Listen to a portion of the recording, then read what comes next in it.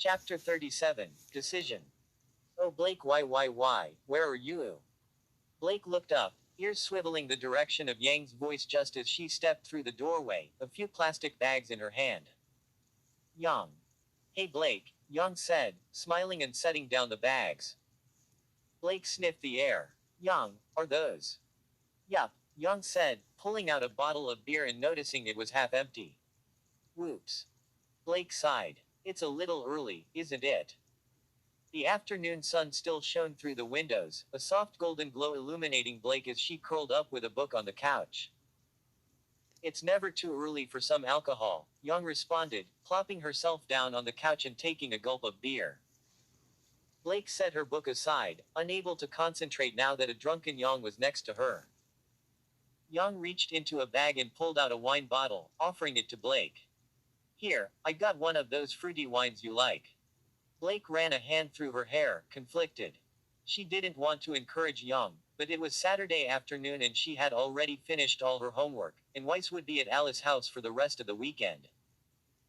Accepting the bottle from Yang's hand, she flared her aura and twisted the cork out, taking a sip. So what are you reading this time? Yang asked, picking up Blake's book. Blake stretched luxuriously, the heading feeling of inebriation spreading through her. Nothing interesting, just a book of great literary merit, she said, lazily trying to snatch the book back. Yang held it out of her reach, flipping the book open and skimming through it. Wow, Yang murmured, her cheeks turning pink. This is impressive, all right. Blake swiped at her again, but Yang dodged and instead moved closer, cuddling up with her. Come on, we can read this together, she grinned. After taking a few more gulps for courage, Blake nodded, moving onto Yang's lap. Yang began to read out loud, emphasizing certain terms and making Blake giggle. It sounds ridiculous when you read it like that, Blake protested, trying to stifle her laughter. Yang snickered and continued, ignoring her complaints. And then he grabbed her bottom and shoved his long, firm rod into her. Yang choked out, unable to go further. Blake's bottle was empty, so she set it aside, turning and wrapping her legs around Yang's waist. I think I'd rather have you and me, Blake purred, grinding her hips against Yang. Blake's shorts were halfway down her thighs when the alarm sounded, Yang cursing. Blake made a disappointed sound, getting off of Yang and standing up, shifting her clothing back into place and putting her shirt back on. Damn it, Yang said, buttoning up her vest. Let's go see what's going on. And then a Nevermore slammed through the window, as large as a man and ropes of Taijitas swarming off of its body. The Nevermore shrieked and launched itself at Blake, who blurred out of the way. Grabbing her weapon from the couch armrest and unsheathing her katana, she cleaved the striking Taijitas in half. Yang snatched the Taijitas out of the air and punched them, throwing them back against the wall. Her gauntlets expanding, she tackled the Nevermore, pinning it to the wall with one hand and blasting it in the head. The bony white armor was cracking a little when it finally was able to free itself, one of its wings buffeting Yang and sending her stumbling back. Hopping to the center of the room, it was only able to partially unfold its wings before snapping them shut, large feathers flying towards Blake and Yang. Yang swept her hand out, an arc of fire and an explosion slamming the feathers back. Blake threw her katana around, attached to her wrist by an elastic band, deflecting the feathers and chopping Taijutsu into pieces. Yang fired at the Nevermore, each shell exploding against its head. Taking the opening, Blake blurred forwards, gripping her katana with both hands and using her speed and momentum to slam the blade through the crack in its armor, bringing it down and spearing it against the floor. The Nevermore's body flapped around wildly as Blake took her katana out, its death throes weakening as Blake and Yang cleaned up the rest of the Taijitas. I don't think I've ever seen anything like that before, Blake said, staring at the corpses. They were both fully sober now, the fight making them fully alert. Me neither, Yang agreed, picking up a piece of taijutsu and examining it. They don't seem to be different from normal Grim. These things are working together, Blake said slowly, realizing the implications. What the hell? Yang thought for a second. We can discuss this later, she said. The alarms are still ringing, so we need to get down there and see if we can help with anything. Blake nodded, and they ran out of the room and down the hallway. It was mostly deserted, most students out during the afternoon, but Blake heard sounds of gunfire and shouting from other parts of the school, her ears twitching. This way, Blake said, kicking down one of the doors of the dorm rooms. Where are we going? Yang asked. Using her katana, Blake sliced the glass window to pieces, pushing the plates of glass out. Down there, Blake said, and jumped out of the window. Yang followed after her, landing right behind her in a crouch. Quite a few Grimm roamed the school grounds, the school security fighting them off. The two had dropped into the middle of a fight between three Ursa miners and one of the guards, his helmet slightly dented as the Ursas tossed him around. 7 Ursas lay in pieces around him, a large sword lodged in one of the corpses. Blake sent her blade flying into the neck of one of them, Yang uppercutting and slamming the other 20 feet away. The guard rolled to his feet, swinging his smallsword and cutting deeply into the Ursa's chest. The Ursa reared back, preparing to swipe again, but Blake shot it as Yang flew through air and roundhoused it in the head, snapping its neck. Thanks, the guard said. Thanks, the guard said, dusting himself off. They're swarming all over the grounds. Reinforcements are coming soon, but we're trying to protect the students still on campus. He pulled out his tablet, checking it. They need help at the courtyard. Deathstalkers and Beowulfs are scaling the cliffs. We also have a few giant Nevermores attacking, too. The three made their way through the school, clearing out any Grimm and looking for people that needed help.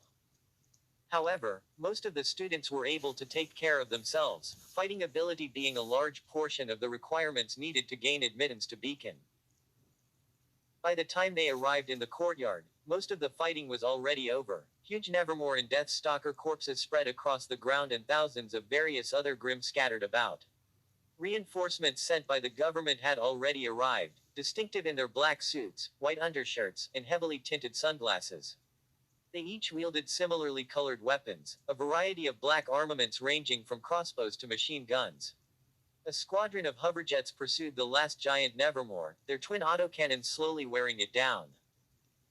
Ozpin was standing at the main gates, sipping a cup of coffee as he talked with one of the government officials. Glinda was nearby, scrolling through her tablet and surveying the damage. The government official walked away, and Ozpin turned towards Yang and Blake. Glad you could join us, he said, taking another sip. Any ideas on what might have caused this? Blake and Yang looked at each other, wondering why he would be asking them. Well, they seem to be working together, Blake offered. Ozpin hummed, nodding. I believe that this was a preliminary attack of some sort. Perhaps to scout out our defenses, or to test the human race. Glinda walked over, eyes in her tablet. Professor, the town is also under attack, but our reinforcements are already heading over there. Weiss is in town, Yang realized. Sir, may we go with the reinforcements? She asked Ozpin. Of course, Ozpin said. You two can handle yourselves, and this will give you valuable fighting experience. He pointed towards one of the hoverjets that was still on the ground. Board that one and tell them that I sent you. Blake and Yang immediately dashed towards the hoverjet, concerned for their friends. The pilot took their word without questioning them, waiting for a few more government agents to board before shutting the doors and taking off. The government agents didn't talk, either staring straight ahead or cleaning their weapons, so Yang felt uncomfortable during the short trip. Luckily they reached the town in a few minutes, the government agents jumping off before they had even landed and beginning to do battle with the Grimm. Yang looked at Blake, unimpressed, and followed their lead, also jumping off, Blake following right behind her. They hit the ground shooting, blasting aside the Grimm around them as the hoverjet strafed the Grimm horde from above, its machine gun fire tearing them apart. In a few minutes, the Grimm around them were dead, the government agents as deadly and as quick as any hunter. Yang and Blake immediately ran towards Alice Cottage, circling around the borders of the town. They met only a few Grimm on the way, Blake wondering where they all were. Her question was answered when they arrived at Alice's house, 50 or so Grimm swarming it, the creatures of darkness attracted to the only living things in a mile radius. Alice's cottage was quite remote, so no help had arrived yet. Alice was in the midst of the fray, each of her kicks and punches flinging the Grimm away. Weiss was fighting right next to her, her rapier only visible as dazzling flashes of silver, fire and ice erupting around her as she used dust to destroy the Grimm. Blake and Yang joined in once more, the four of them easily wiping out the group of creatures. Shoulda known you two could take care of yourselves, Yang muttered, cleaning off her gauntlets on the lawn. Alice grinned, slightly out of breath, similarly wiping off her legs and hands. I finally got to use the things I learned, she beamed. How'd I do, Weiss? You did great, Weiss said, flicking the blood off of her blade. See, you have the strength, and you could have healed us if we were injured. But none of you got injured, she frowned. And I got a few scratches on my knuckles. You're using bare fists, Blake pointed out. We can have this conversation later, Yang interrupted. Alice, do you want to come back to Beacon with us? It'll be a lot safer there than this cottage if the Grimm attack again. Can I get a ride to the hospital when I have to go to work? Alice asked. Weiss's car got crushed by the Grimm. Weiss winced. They looked at the wreck of her silver luxury car. Weiss had been using it to drive to Alice's house, and it had been parked outside the cottage when the Grimm attacked. Now it was nearly ripped in pieces, the Grimm having torn it apart while searching for scents of people. I think we can get you another ride, Yang said. And if you really need to go anywhere, I can just take you on my motorcycle. She looked up, the setting sun giving the sky a deep orange glow. So, I guess we're walking back. Give me 5 minutes, Alice said. I need to grab some stuff. She rushed back into the house, shoving clothes and necessities into a luggage bag. While she was packing, the sound of a hoverjet suddenly approached, and she peeked her head out of the window. Yes. Yang fist pumped. We can totally bum a ride from them. She switched her rounds to explosive shells and started firing into the air, sending up firework-like explosions. The hoverjet swerved, its autocannons revving up before it realized that they were Beacon students. It hovered in the air above them, dropping a ladder. Yang thought for a moment, remembering the flashy exit the government agents had made. Hey Weiss, throw me a glyph, Yang said, crouching. Weiss created a glyph under Yang, the white symbol spiraling outwards. Tensing her muscles and flaring her aura, Yang fired her gauntlets and leapt skywards, flying towards the hoverjet. She slammed into the side of the hoverjet, absorbing the impact with her arms and legs, the hoverjet tilting slightly, then slung herself into the open hatch, poking her head out. That was awesome, she shouted. Come on up. Alice shook her head, laughing, and finished packing just in time to see Blake flying upwards. She raised an eyebrow at Weiss. You too? Weiss asked, preparing to make another glyph. I'll probably hit the engines or something, Alice said, shaking her head. Thanks, but I'll take the ladder. Holding her bag of luggage under one arm, she ascended the ladder, taking 3 rungs at a time. By the time she reached the top, Weiss had already launched herself into the hoverjet, offering a hand to Alice. Alice took it and pulled herself into the plane, setting her bag down. The government agents in the jet were staring at Alice, their eyes covered with those tinted sunglasses, unnerving her. Their suits were still impeccable, the only things dirtied their weapons. One of them stood up, pulling out a white card. As if on cue, the others promptly lost interest, looking away or resuming the cleaning of their weapons. We have an offer, the man said in monotone. You have potential. We can increase your strength, your aura, by unimaginable levels. He held out the card in front of him, his arm stiff and unmoving. You have 2 days. Respond to us when you are completely certain of your decision. Alice's vision focused on the card, the white object filling her vision. Her lungs felt constricted, her breathing growing difficult. The solution to all her problems seemed to have just dropped into her lap, and Alice didn't know how to respond. She stood still, shocked for a few moments, then slowly took the card, feeling as though she was walking down a road she could never turn back from. Okay, she said, unable to say anything else. The agent nodded and sat back down, losing interest in her once more. Alice turned it over in her hand, examining it from all angles. It was a pure white index card, a single messaging address printed on both sides of the card in black ink. She memorized the number, repeating it to herself, and slipped the card into her pocket. She sat down next to Weiss, who had been staring at her the whole time. The other 2 had also been staring at her, watching the whole exchange. What was, Weiss began. Later, Alice said, shaking her head. She needed time to process the new information, to recollect her scattered thoughts. The rest of the ride was spent in silence, Alice leaning back against the seat, hands trembling. That sounds awfully suspicious, Weiss said, taking the card from Alice's hands. The four of them had gathered in their dorm room, sitting on the bunk beds. The window had been patched up with pieces of plyboard and nails, the glass cleaned off of the floor. They sat together, deep in discussion about Alice's odd offer. If they could do that for everyone, why don't they power all of us up? Yang wondered. Do you think it's a trick? Perhaps there are hidden risks, Blake speculated. In any case, we could just ask Everest. Yang nodded. That's a great idea, she said. As the head of the Department of State Affairs, I'm sure he would know something about some shady government program. Hey, how's the resettlement program going? Alice asked. I haven't talked to you guys in a while. It's going well, Blake said, smiling. Everest is really streamlining the transport of the Faunus settlers, and we still haven't been detected. I've also been getting the support of some human groups that sympathize with the Faunus, Young added. If we can send some humans over, too, we can get a jump start on the human-Faunus integration process. So this way when the Faunus settlement is revealed, you'll have support from Faunus and human groups, right? Weiss asked. If worst comes to worst, yes, Blake admitted. But for now, we're just going to build up our strength and make sure we can actually defend ourselves when the time comes. Alice pulled out her tablet, typing out a message.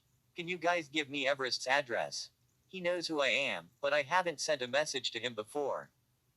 Blake handed Alice her tablet. Mine is encrypted, she explained.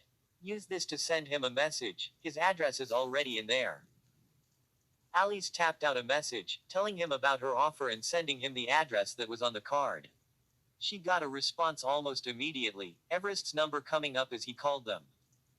It's real, he said. The government is running an experimental program. It's up to Alice to decide whether she wants to do it or not, I've already said too much. Thank you, Blake said, and ended the call, turning to Alice. Well. Alice hesitated, unable to make a decision. They gave me 2 days, she said. I'm going to think about it. Alice, you don't even know what they're going to do, Weiss said. Maybe they'll lock you up forever after doing their experiments. I would like to say something, Yang interjected. Blake and I have been working with Everest for months, and we've gotten to know him pretty well. I don't think that he would tell Alice to make a decision if entering the program would mean being locked up for the rest of her life. But we'll let you two talk it out, Blake continued. It's up to you two to decide, and we don't want to interfere with such an important decision. The two backed out of the room, entering the guest quarters and shutting the door. Weiss, this is just like me learning to fight, Alice said. I'm still so much weaker than any of you, and this is exactly what I've been looking for. This is nothing like learning how to fight, Weiss said angrily. This is much, much more dangerous.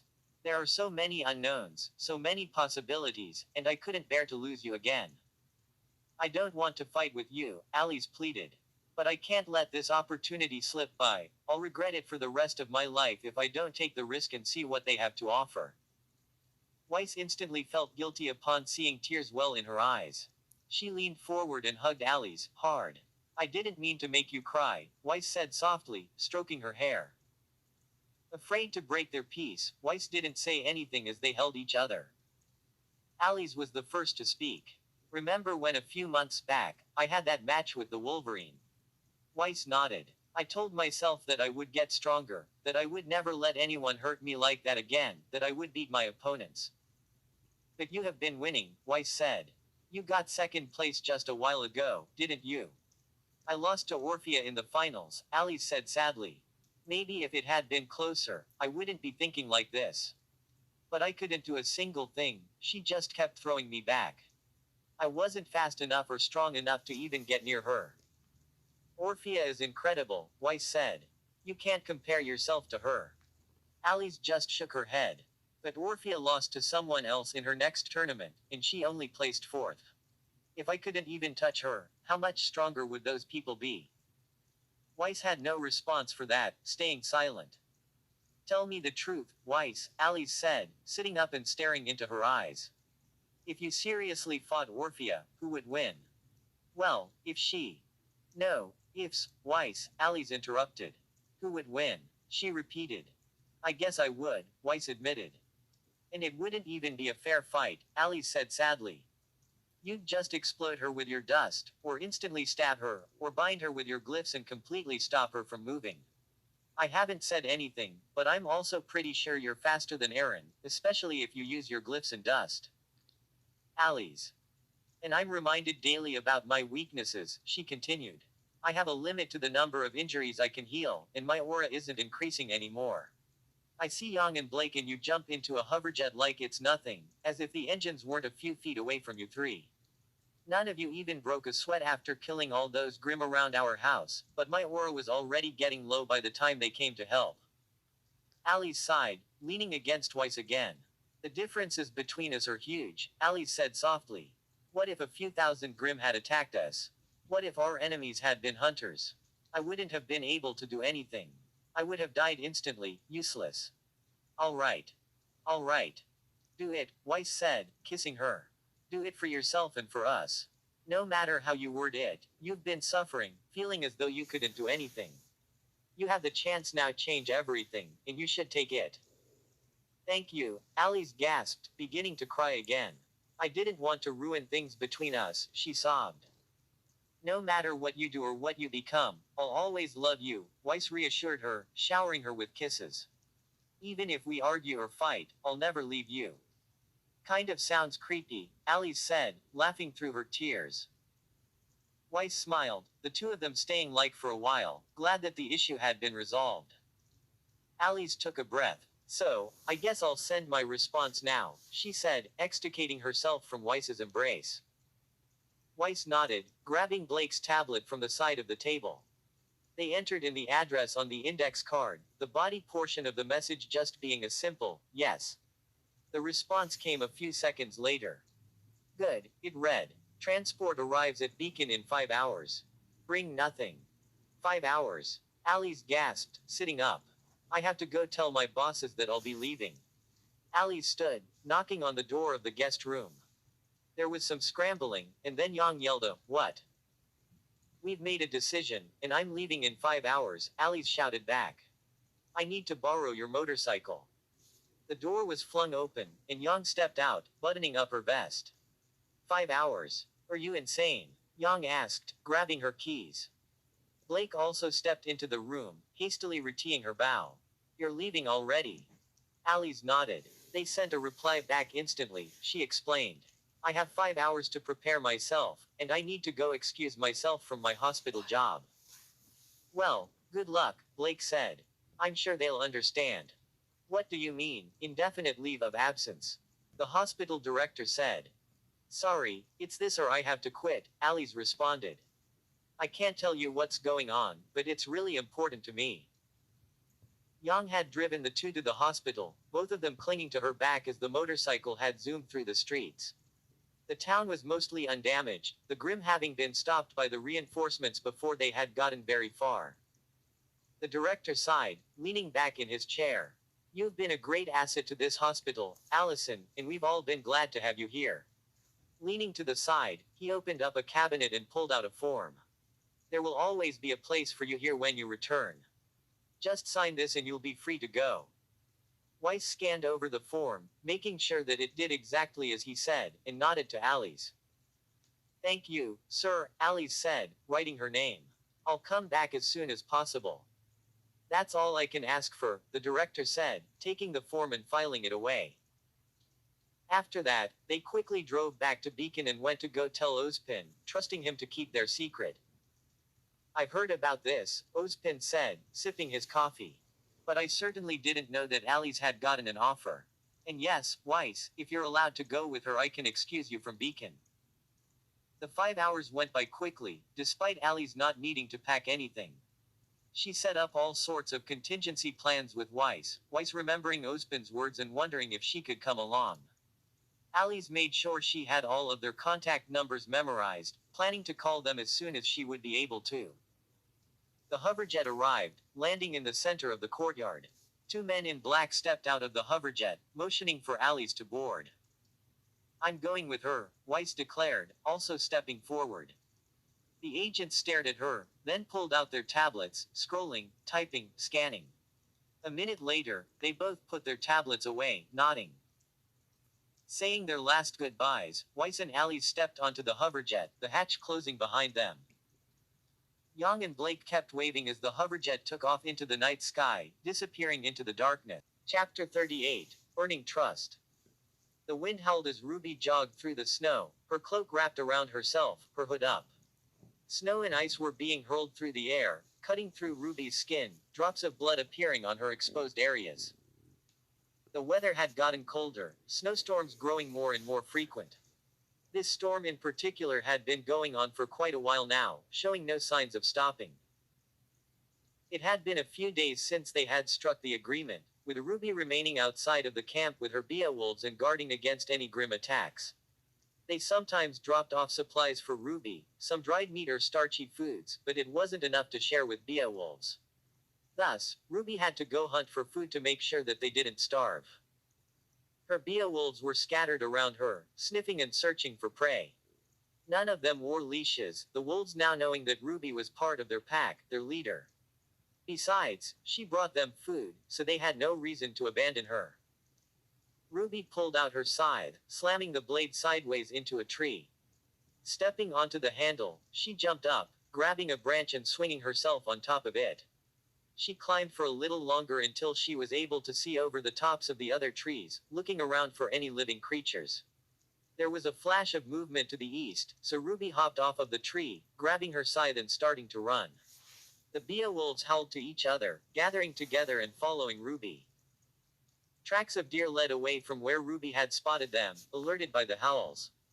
Ruby kept chasing, leaping through the snow and propelling herself off of tree trunks, hooking her scythe onto branches and flipping forward.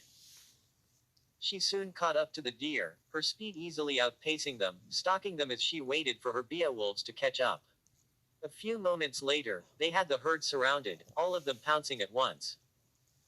The deer scattered, the Beowulfs focusing onto two deer as they brought the animals down. Ruby took another down with a well-placed shot, then stood back, letting her wolves have their fun as she refolded her scythe, pulling out a tarp. The Beowulfs gorged themselves, their humanoid hands tearing into the flesh as they shoveled the organs and flesh into their mouths. Ruby wrapped up her kill in the tarp, slinging it onto her back. A few minutes later, the Beowulfs finished eating, panting happily and rolling in the snow to clean off the blood. All that remained of the deer were their skeletons and some gristle. The Beowulfs had eaten their fill, stuffing themselves in case of another starvation period. Pulling out her tablet, Ruby checked their position. The tablet took a while to charge off of solar power, so Ruby used it sparingly. They were a few miles away from the campsite, the sky still a light gray as the wind blew and snow fell. She set off towards the campsite, the deer carcass on her back dripping blood onto the snow as she headed back, the Beowulfs walking with her. The sky started turning darker, the sun beginning to set, so Ruby pulled her hood further down and began jogging, ignoring the icy shards piercing her skin. Despite the snow impeding her progress, she got back to the campsite in less than an hour, setting down the carcass and sitting down beside it, unfolding the tarp around it. She was ravenous, and the deer was still warm, so she tore into it with her bare hands, eating the hot viscera and gulping the blood.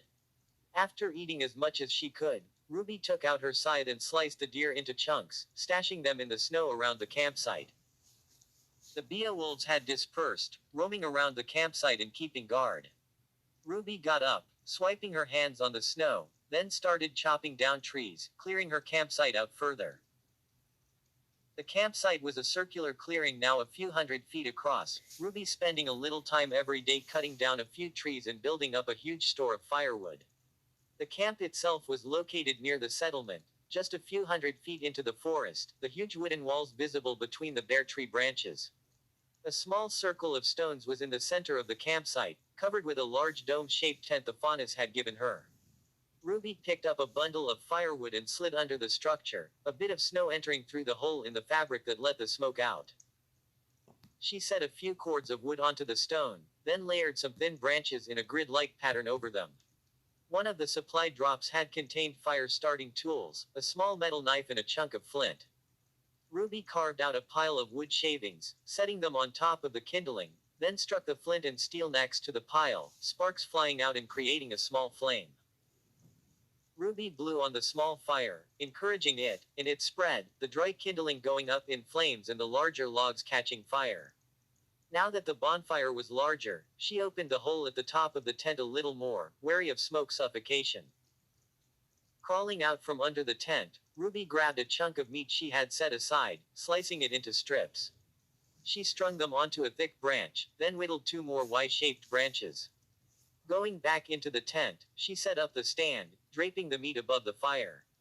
She had gotten the idea after the faunus had given her jerky, deciding to make some herself. Preparations done, she decided to get some rest, grabbing snow and wiping off her ragged uniform. The faunus weren't able to spare any fabric, but they had given her some thread and a needle. However, the stitches had already broken apart, the deer chase and the walk through the snow having worn away the wet strands. Since Ruby barely felt the cold anyway, she gave up on mending the clothes, realizing that the thin thread wouldn't be enough to hold the pieces together. She wrapped some steel silk around the parts that were really falling apart, not particularly wanting to show her chest to the faunus. They had given her a wooden toothbrush, although they hadn't included the toothpaste. Ruby's sharp, hard teeth didn't really feel dirty, the meat diet suiting her, but she brushed for propriety's sake, making sure not to damage the wooden brush. Her hair was a little long, but it seemed to be growing slowly, staying untangled and unmatted. The scars all over her body were slowly fading, the deeper wounds taking a little longer. Wrapping her cloak around herself, she sat in the corner of the tent, dozing off as she dreamed of better times. Ruby woke up to someone calling her name and tapping on the tent. "Hello," came the voice. "Are you awake?" She sat up and stretched, yawning, then brushed the tears from her eyes, unzipping the tent and stepping out. Someone moved a few steps back, giving her space as Ruby blinked, eyes adjusting to the bright morning light. A rabbit faunus was standing in front of her, wearing white camos with a rifle strapped to his back. In his hand he held a collapsible spear, not unfolded but with a finger over the trigger. He looked at her warily, eyeing her disheveled appearance. "The leader wants to speak with you," he said. Ruby thought for a moment, struggling to recall his name. "Vincent?" she asked. "The lion faunus." The guard nodded. "He wants to meet as soon as possible, but he didn't tell me what he wanted to talk to you about." "No problem," Ruby said. "Just give me a second." She whistled loudly, the Beowulfs arriving half a minute later. The guard fauna's eyes widened, his spear expanding as he crouched and looked at the approaching Beowulfs. Ruby ignored him, patting the Beowulfs and giving them instructions. "Do what you want, I'll be gone for a while," Ruby told them. The alpha Beowulf nodded, growling, and the pack bounded off, leaving the campsite. Ruby went back into the tent, grabbing the jerky hanging over the dead fire, and stepped back out. "All right, let's go," Ruby said, setting off towards the village. The guard watched the Beowulfs until they disappeared into the forest, relaxing a little after they were gone. He followed Ruby at a distance, twitching as he looked around, watching the forest.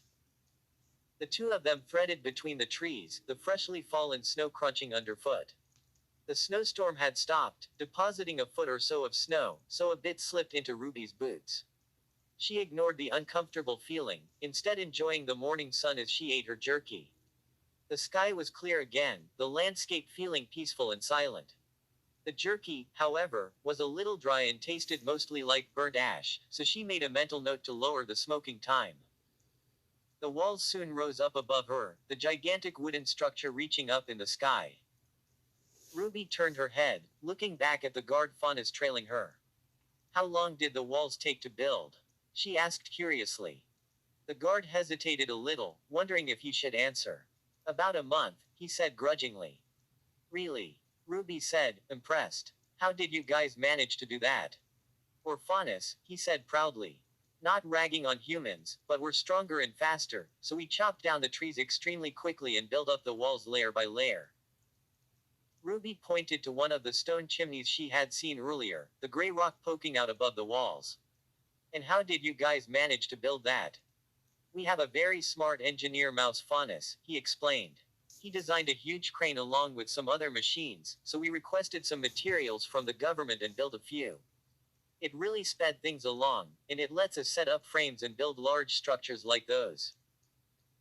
After walking through the huge clearing the settlement was located in, they arrived at the walls, and the guard signaled for her to stop. An avian faunus in the guard tower at the main gate saw them and rang a bell, signaling a friendly arrival. The walls slowly slid open, revealing Vincent standing right at the entrance, a group of faunus behind him. He was also wearing a white camo outfit, a few tools strapped onto his back. The other faunus were dressed similarly, all of them carrying things on their backs, some of them with large packs. Glad you could make it, Red, Vincent said. Ruby nodded, looking at them. What's going on?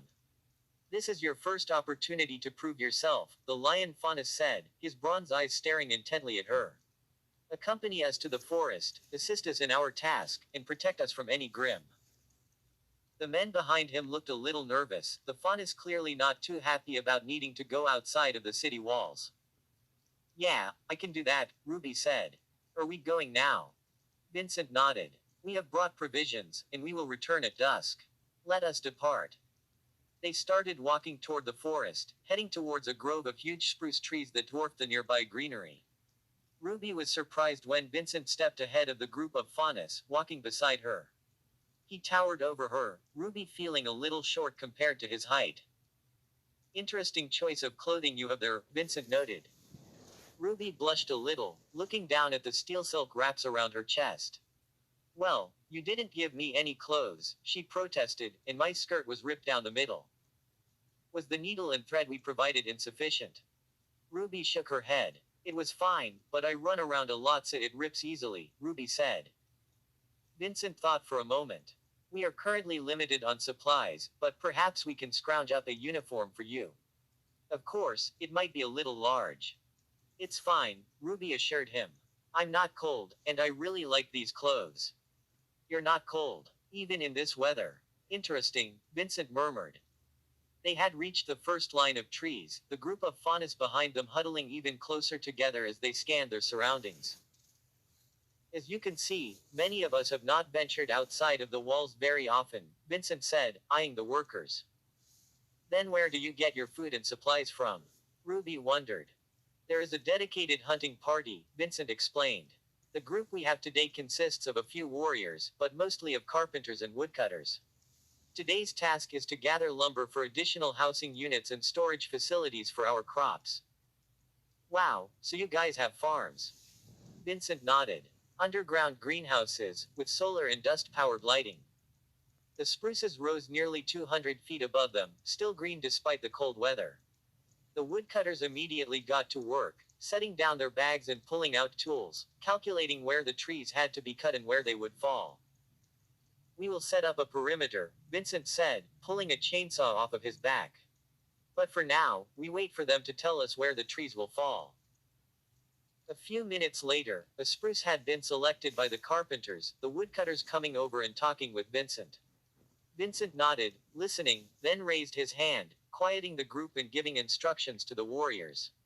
They were to set up a perimeter surrounding the woodcutters, each armed with flares in case any grim attacked. The woodcutters had used a length of thick rope to indicate where the tree was to fall, warning the others to stay away. Vincent handed Ruby a flare. You will be at the 3 o'clock position, he said. Fire a signal if any grim come, even if you are able to deal with them. I understand, Ruby said, beginning to head to her spot. The sound of chainsaws started up, muted as they began to cut into the wood. The spruce was huge, 5 meters in diameter, so it took a while for them to cut a wedge in the tree, then to begin sawing it through, directing where it was to fall. Ruby patrolled her position, diligently watching for any nearby disturbances. It was noon when they finally called for a lunch break, the woodcutters only halfway through the trunk of the tree. Ruby watched enviously as they opened up their packs, pulling out bread, vegetables, and baked potatoes, her mouth watering as she saw that the potatoes were steaming hot, kept warm by the insulated containers. Vincent walked up to her, handing her a bag. Good work, he said. Keep it up, we will still be here for a few more hours. Ruby quickly thanked him and opened the bag, her stomach growling. A few potatoes, a chunk of jerky, and some pieces of flatbread were in there, and Ruby eagerly devoured them. Sure, raw meat was nice and warm, but it was getting a little boring and Ruby welcomed the palate change. They finished their lunches quickly, going back to their positions. Ruby tried to keep herself from daydreaming, jumping around and climbing a few trees to make herself feel more alert. The other patrolling guards looked oddly at her but decided not to comment, keeping to themselves.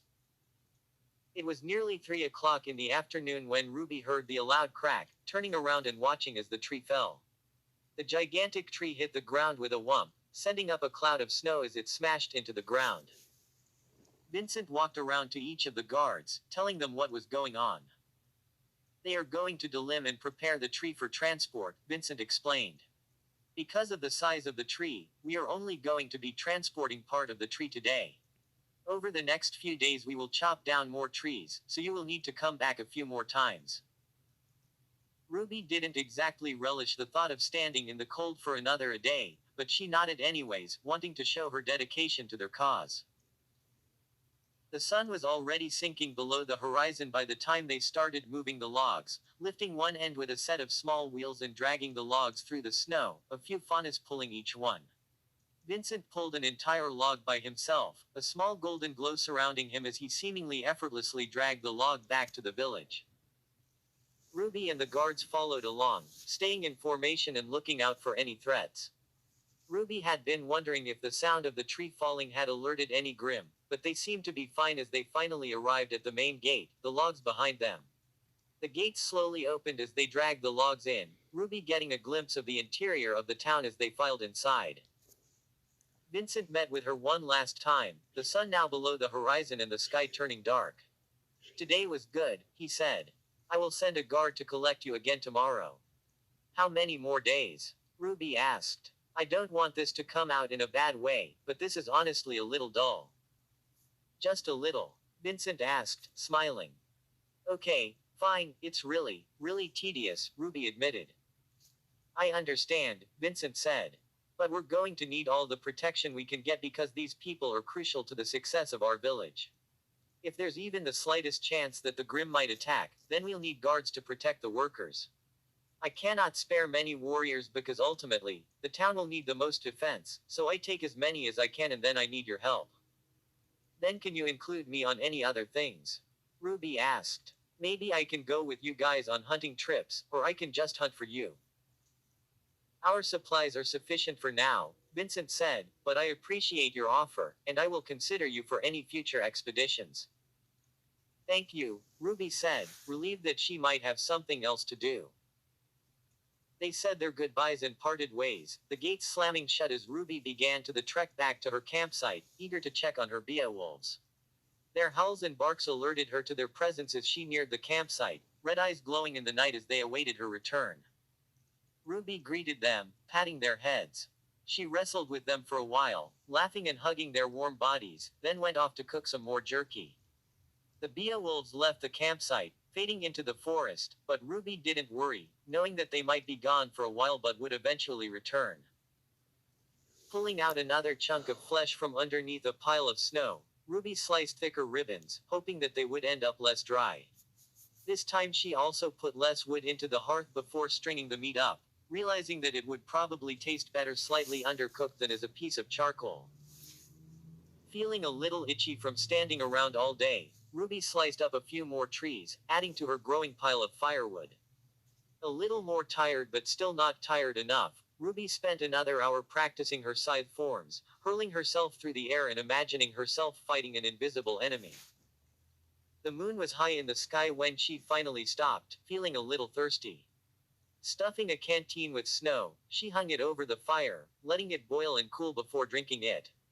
The exercise had left her a little more tired, but she still felt as though something was missing. Since the night was clear, with no sign of clouds or impending snowstorms, Ruby spread out her cloak and lay down outside, staring up into the stars.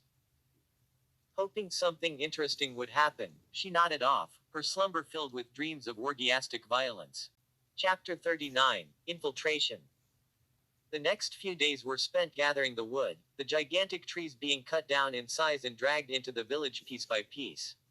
Ruby grew increasingly bored, each day free of any grim attacks and not even a single grim sighting. She tried talking to the other guards, but they had nothing to talk about with her, and Ruby didn't really know what to say either, so she gave up after a few awkward greetings. Instead, she started chopping down smaller trees when she could, whittling away pieces and carving random shapes as she walked around in her guard duty. After invariably ending up with sharp sticks of wood, she would drop them in the snow and carve out another chunk of wood. The guards eventually grew used to this odd behavior, learning to avoid stepping on the debris she left behind. The speed of cutting grew as the work crew developed a system, eventually managing to convert an entire spruce into lumber and dragging the wood back each day. After 2 weeks of woodcutting, they had gathered more than enough for a couple buildings. Although Ruby had been bored out of her mind, she still felt a little sad when Vincent told her that they were done gathering wood. The rest of the workers had gone back already as the two stood outside the gates, under the walls and talking alone. "You did well," Vincent said. "Perhaps we will have a hunting expedition soon." Ruby looked down, her eyebrows scrunched up as she fiddled with a strip of steel silk hanging look from her clothing. She began. When can I live at the village?" Ruby asked nervously. Vincent's face grew impassive, his expression unreadable. "When you have sufficiently proved yourself," he stated. "The safety of our citizens come first, and you are a liability."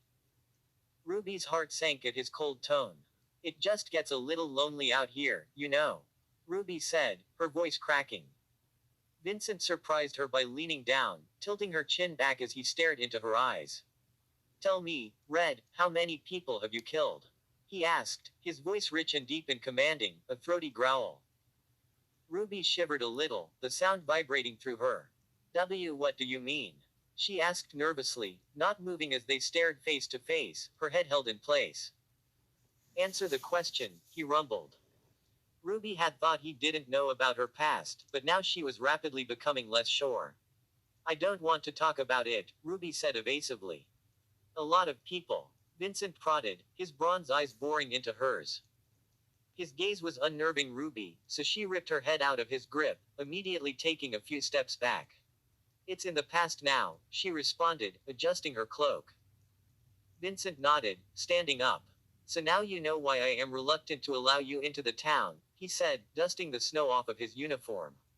"Perhaps in the future, when you have proved that you are stable and trustworthy, I will reconsider your admission." "But that's not fair," Ruby protested, folding her arms. "I can't take back what I've already done." "So you have killed," Vincent noted. Ruby choked on her words, letting out a small cry of frustration. In a swirl of red, she turned around, her fists clenched by her sides as she stalked away, back into the forest.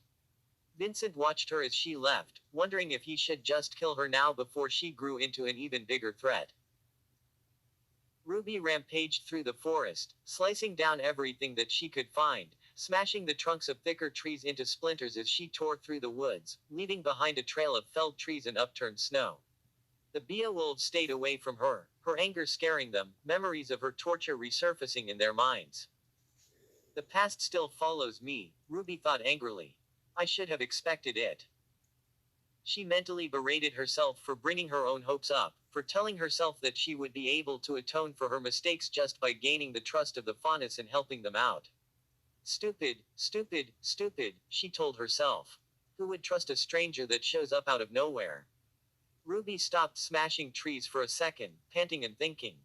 She should crush them, kill them all. Who were they to stop her from getting to the warm, live bodies?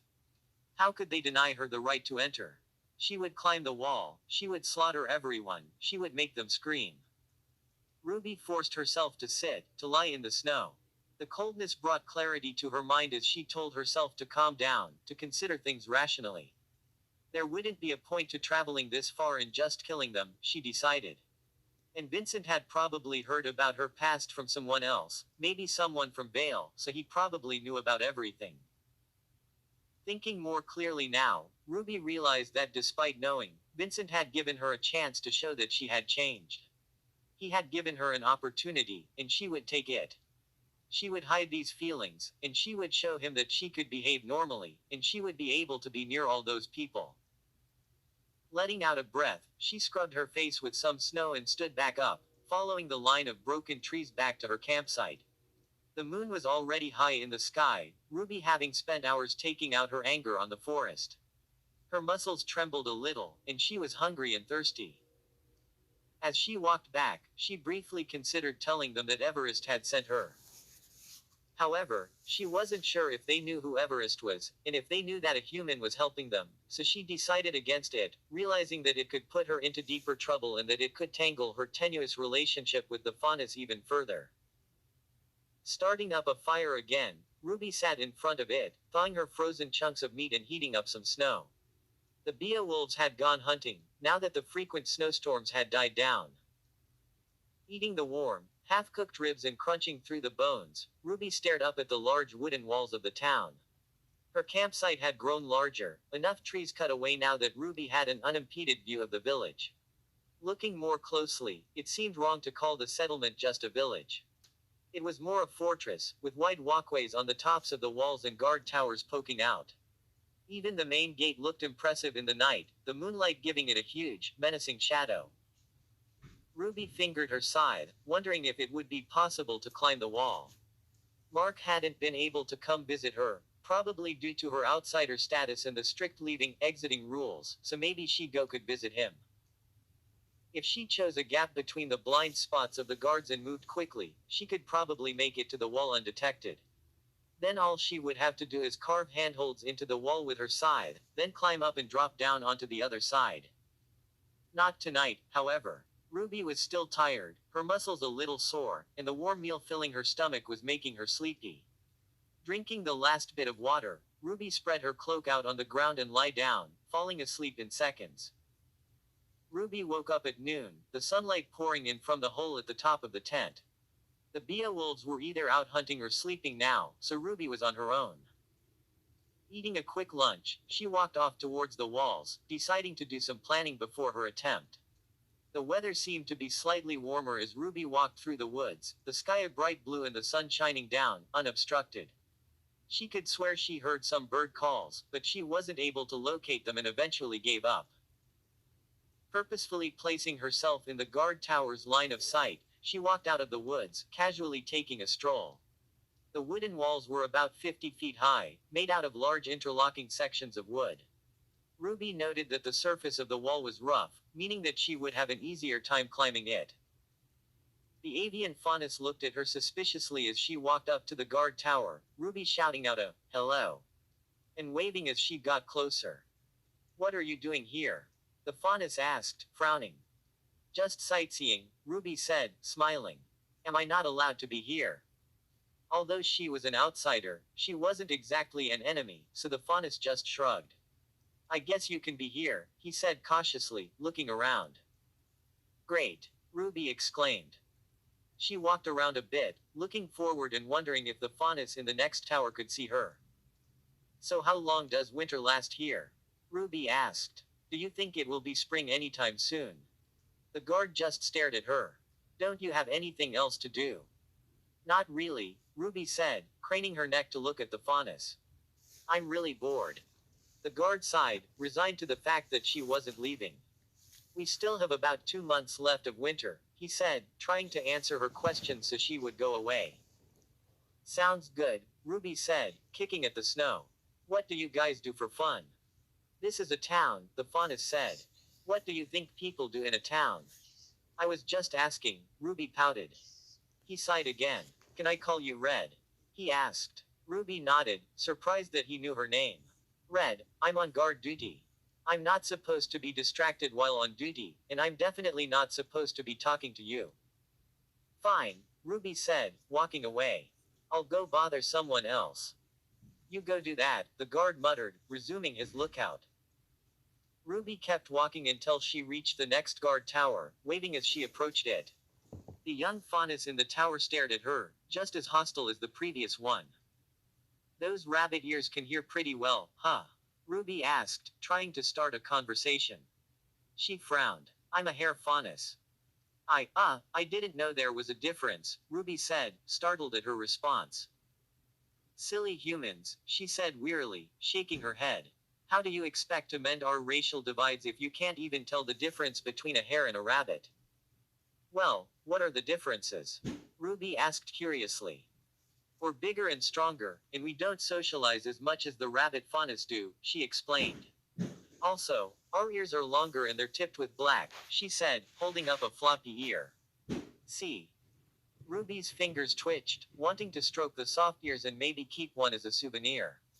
She shoved her hands behind her, feeling for her side and wondering if she should just climb up there.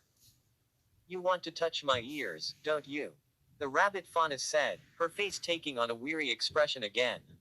Why can't you humans keep your hands to yourselves? Ruby was startled for a second, then cleared her throat, trying to put on an innocent expression. Do you know anyone named Mark? She asked, changing the subject. Why do you want to know? The faunus asked suspiciously. Why do you ask so many questions? Ruby thought to herself. I just wanted to send him a message, she said truthfully. I'm not going to bring him death threats, the hare said.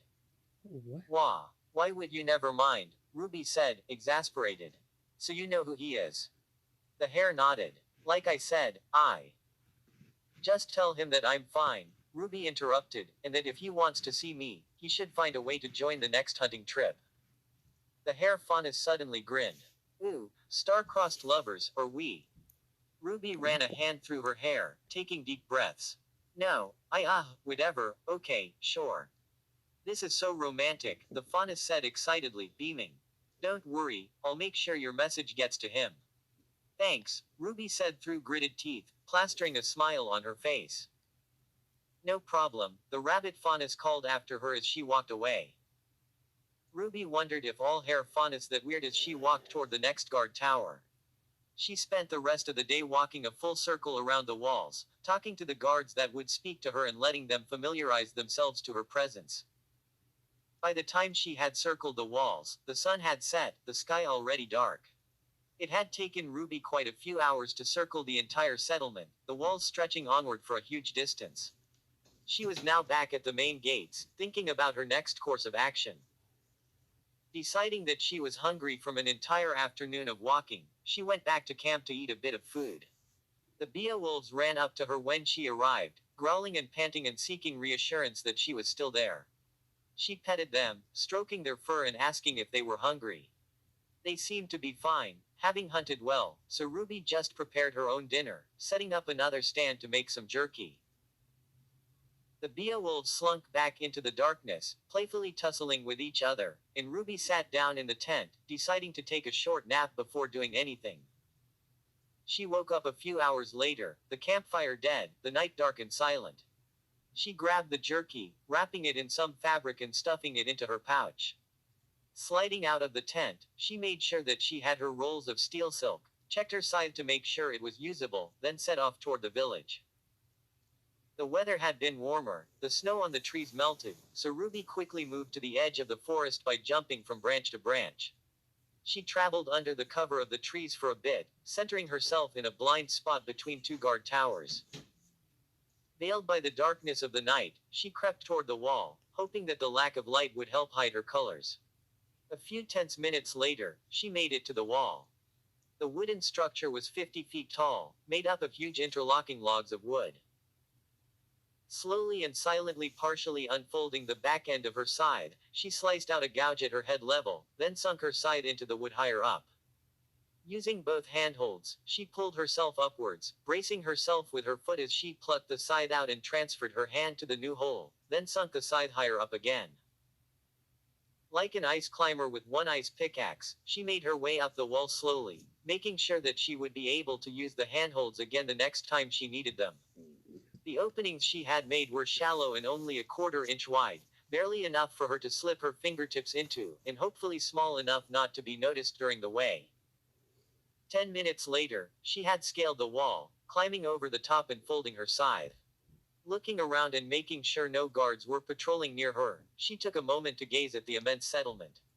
As a whole, the settlement was a couple miles wide, the walls surrounding a mostly empty space filled with scattered clusters of buildings. The largest cluster was in the center, seemingly the main section of town. It was filled with brick, stone, and wood buildings, their light sources visible from far away. Two buildings rose up incredibly high, their stone roofs poking over the walls, the gap between them bridged with a walkway. They seemed to be some sort of observatory, high enough to survey the entire settlement. It was hard to make out the details from this far away, but Ruby thought she saw a few people walking into the town, traveling in from the outskirts and disappearing behind the buildings. There was another cluster of buildings near her, this small area made up of mostly wooden houses, with one or two stone buildings. It was situated directly against the wall, with no signs of light in it. The window frames were filled with wooden shutters, and dirt paths cleared of snow connected the buildings. Off in the distance, she could see more clusters, some near and some far from the main town.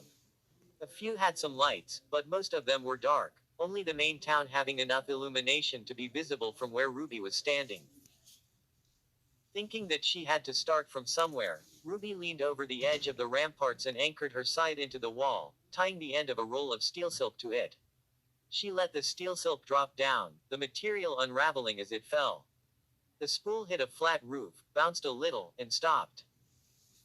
Tugging a little to make sure the side was secure, Ruby firmly grabbed the steel silk, rappelling down. She lightly stepped onto the roof, trying to make as little noise as possible with her boots. With a sharp tug, she yanked the side out of the wall, reaching up and snatching it out of the air. She then untied the steel silk and rolled it back up, slipping it into her pouch, and holstered her scythe, shifting it to its portable form and reholstering it. The house was dark, the windows shuttered closed with thin panels of wood.